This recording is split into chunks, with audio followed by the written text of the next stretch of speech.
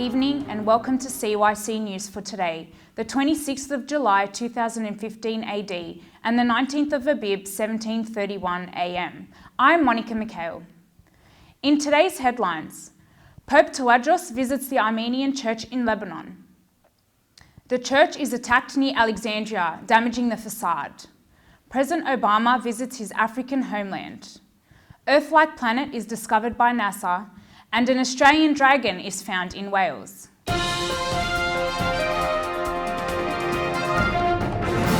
To Papacy News first, where His Holiness Pope Tawadros II, Pope of the Coptic Orthodox Church of Egypt, has finished his visit to Lebanon last week. His Holiness participated in the Holy Chrism preparations in the Armenian Orthodox Church of Lebanon with the Armenian Catholicos Aram I. This is the second time for His Holiness Pope Tawadros to prepare the Holy Chrism since his ordination in 2012, as the first time was in April 2014 at St. Bashoy Monastery in Egypt. Pope Tawadros also prayed for the slain victims of the Armenian genocide at the hand of the Ottoman Empire in 1915, after his visit to Aram Pezekian Museum for the Armenian genocide orphans of 4,000 children.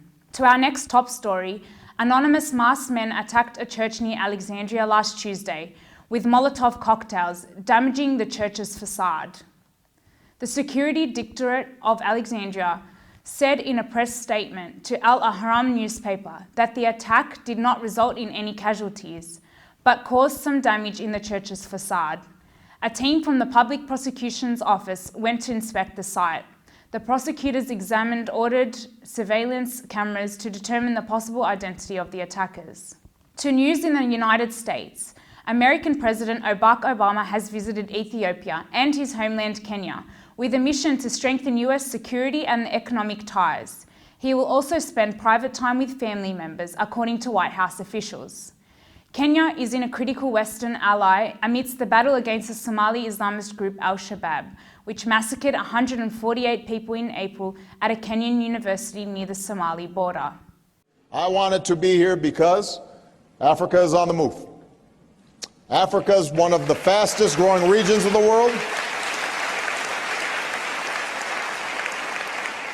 People are being lifted out of poverty, incomes are up, the middle class is growing. And young people like you are harnessing technology to change the way Africa is doing business, as President Kenyatta alluded to. And that creates incredible opportunities for Africans and for the world. It means more growth and trade that creates jobs in all our countries. It's good for all of us.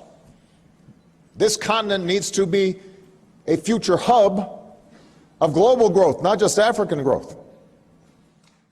In Oklahoma, 2 teenagers have been taken into custody after 5 relatives were found stabbed to death inside their home. The suspects, aged 16 and 18, ran away when officers arrived at their house in Broken Arrow, outside the city of Tulsa. A child at the home was taken to hospital and is in a critical condition, and another child was found unhurt. Police are investigating the deaths as homicides, and the house where the 2 teens were arrested was large and fairly expensive for the area, according to property records.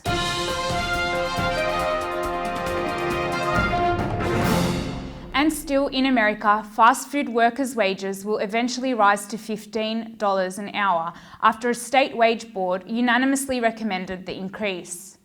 New York City workers will be the first to benefit, with the increase due to be in place at the end of 2018. Fast food workers in the rest of the state will wait until mid-2021 for the rise, knowing that the state minimum wage is currently $8.75.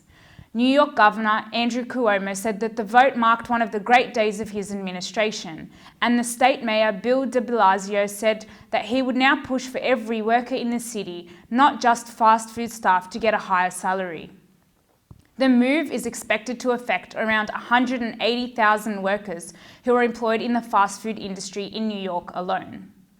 The decision follows similar minimum wage increases in other US cities, including Seattle, San Francisco, and Los Angeles. Over to Australia, where according to new research, Sydney property prices have continued to soar, reaching the $1 million mark.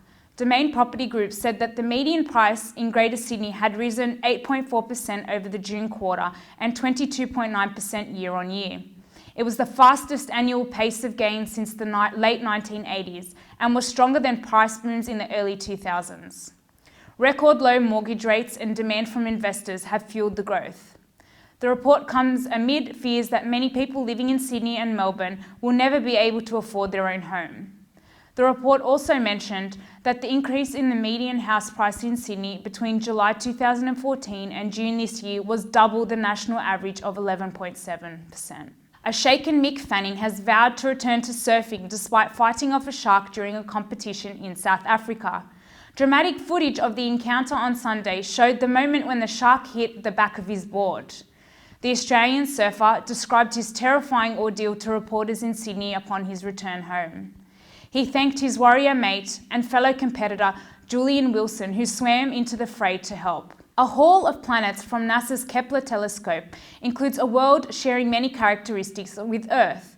Its sun is of similar size and brightness to our own, but much older. It's also very similar in the distance from its star. Such worlds are of interest to astronomers because they might be small and cool enough to host liquid water on their surface and might therefore be hospitable to life. Scientists looking at data from the Kepler Observatory have announced the discovery of 500 new possible planets around distant stars.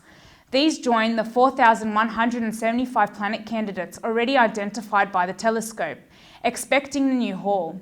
Historically, most of Kepler's discoveries have later been confirmed as actual exoplanets. 12 of the new candidates are less than twice of Earth's diameter, orbiting in the so-called habitable zone around their star. And our final story is about a bearded dragon. The dragon is native to desert scrublands in Australia and has been found on a Welsh mountain.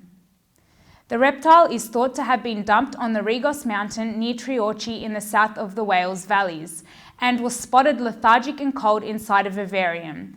Bearded dragons can live up to 10 years and can grow to around 600 millimetres in length. They need temperatures of between 28 and 40 degrees Celsius to survive. And that's all for CYC News. Stay tuned for more Christian content on CYC. I'm Monica McHale from the CYC studios in Sydney, Australia. Good night and God bless.